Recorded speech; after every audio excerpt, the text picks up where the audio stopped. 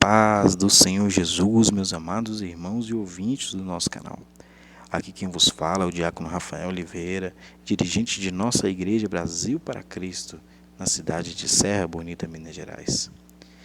É com muita alegria, meus irmãos, de poder estar aqui mais uma vez, e assim quero agradecer essa oportunidade primeiramente ao nosso Senhor. E assim também quero agradecer ao nosso pastor Gideon Júnior e à nossa pastora presidente Luíde Ramos por mais essa rica oportunidade.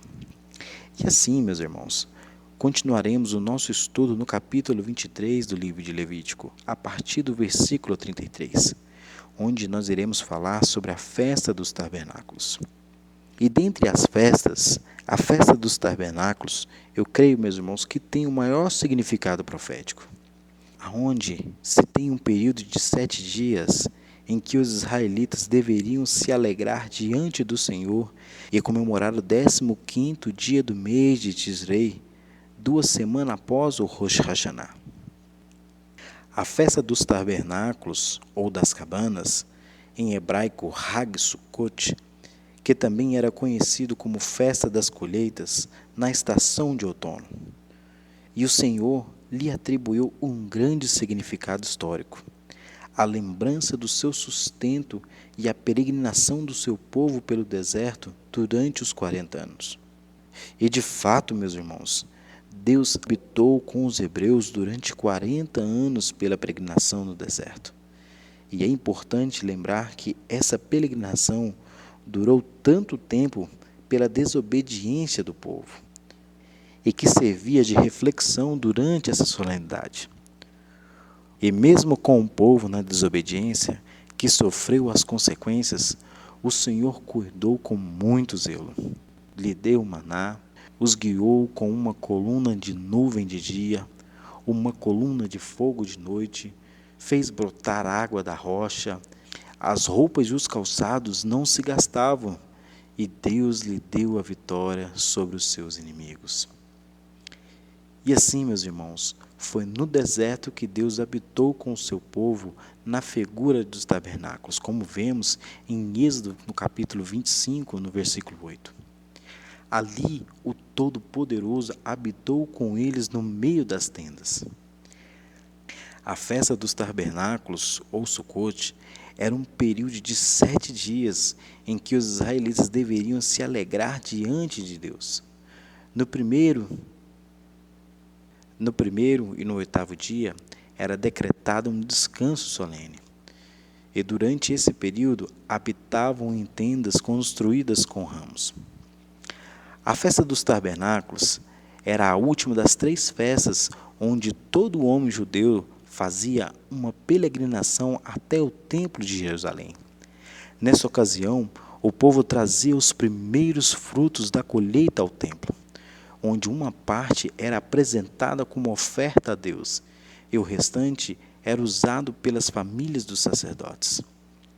Somente após essa obrigação ser cumprida, era permitida usar a colheita da estação como alimento.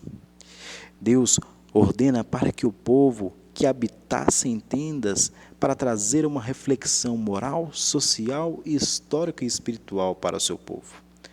Essa solenidade é um chamado contra a vaidade e um apelo também à humanidade.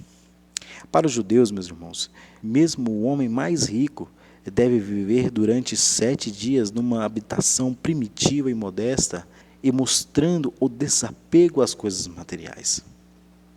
Eles deveriam também compartilhar esta moradia com todos os desprivilegiados ao seu redor, como vemos em Deuteronômio, no capítulo 16, no versículo 14.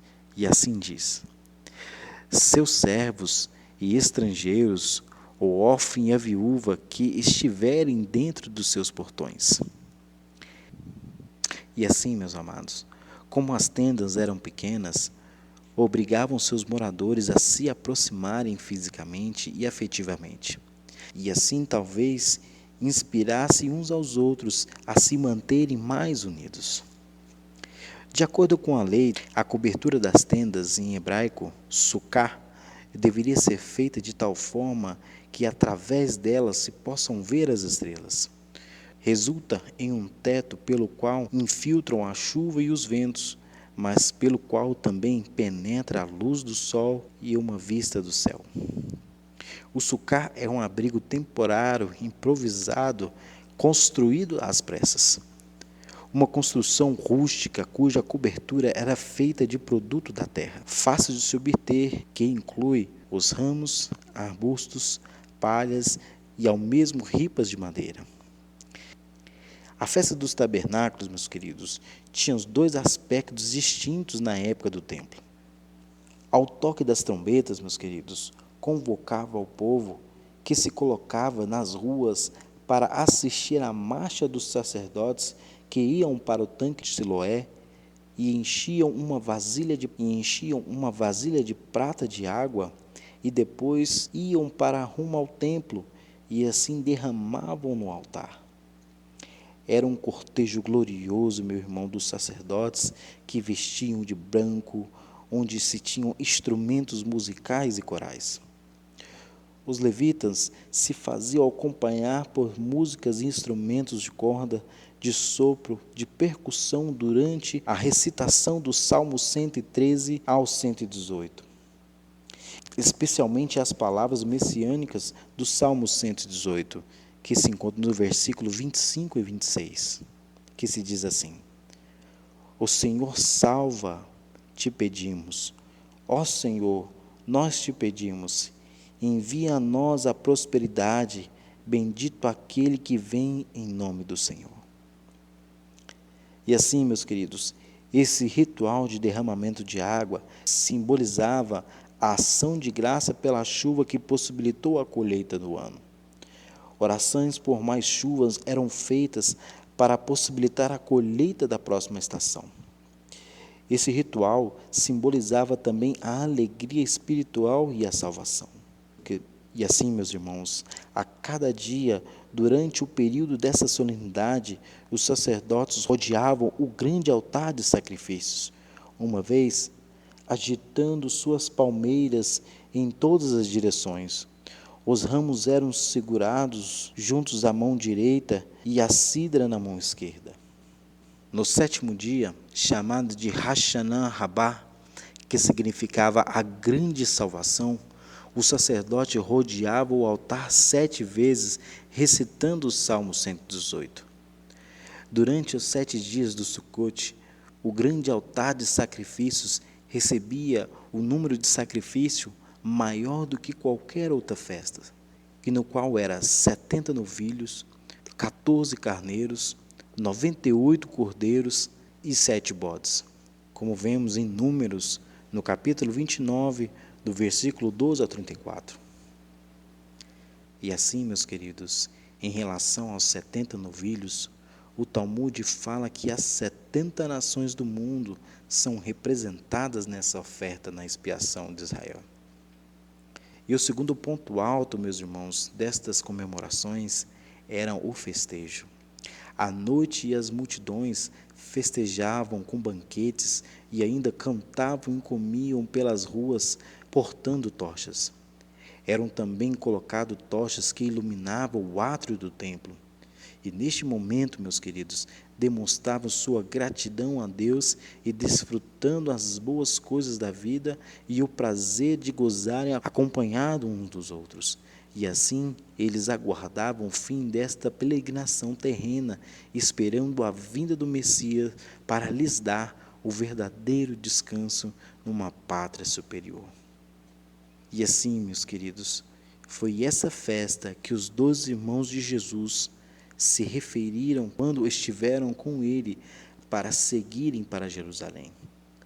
Durante a festa, ele deu um ensinamento e sofreu dura oposição pela parte dos fariseus. Foi nessa ocasião que chamou os que tivessem sede para irem a ele beber, como vemos em João, no capítulo 7, no versículo 37. Isso pode ter sido uma referência à água derramada no altar durante a festa. E a festa dos tabernáculos, meus queridos, tem um grande significado profético e é o mais escatológico de todos. Anuncia o plano profético de Deus, o reino eterno, do Messias a partir do milênio. As festas, meus queridos, dos tabernáculos eram feitas leituras públicas da Torá no ano da remissão. Isto era feito a cada 7 anos pelos sacerdotes representantes, depois pelos reis e hoje pelos primeiros-ministros. No 8º dia, eles comemoravam a Torá com a festa e danças com muita alegria. E isto lembrava aos judeus a profecia que diz: irão muitas nações e dirão: vinde e subimos ao monte do Senhor, à casa de Deus de Jacó, e andaremos pelas suas veredas, porque Sião sairá a lei, e a palavra do Senhor de Jerusalém. Mas assim, meus irmãos, leiamos o contexto. Isso acontecerá quando nosso Senhor Jesus vier estabelecer o seu reino e julgar todos os povos e nações. O nosso Senhor Jesus, Ele é o Messias. Quando Ele vier com toda a sua glória, no fim da tribulação, dará início ao seu reino eterno, cumprindo a profecia que diz: todos que restarem de todas as nações que vieram contra Jerusalém subirão de ano em ano para adorar o Rei, o Senhor dos Exércitos, e para celebrar a festa dos tabernáculos, como vemos em Zacarias, no capítulo 14, do versículo 16 a 17. E assim, meus queridos, os versículos seguintes dizem que as nações que subirão a Jerusalém nessa solenidade serão castigadas pelas pragas e por falta de chuvas. Por essa razão, a festa dos tabernáculos está profundamente ligada com a promessa do reino milenar. E assim, meus queridos, o reino milenar foi revelado para Israel, e o novo céu e a nova terra foram reveladas para a sua igreja. E os judeus e gentios, formando um novo povo de Deus, e ambos desfrutando dessa promessa do nosso Senhor Jesus Cristo. E assim, meus irmãos, Deus habitou no meio do seu povo, preparando-lhes morada, e Ele veio e nos deu o Espírito Santo para habitar dentro de nós. E hoje somos o seu santuário, mas o novo céu, a nova terra, nós viveremos com o nosso Senhor. E Ele será o nosso santuário.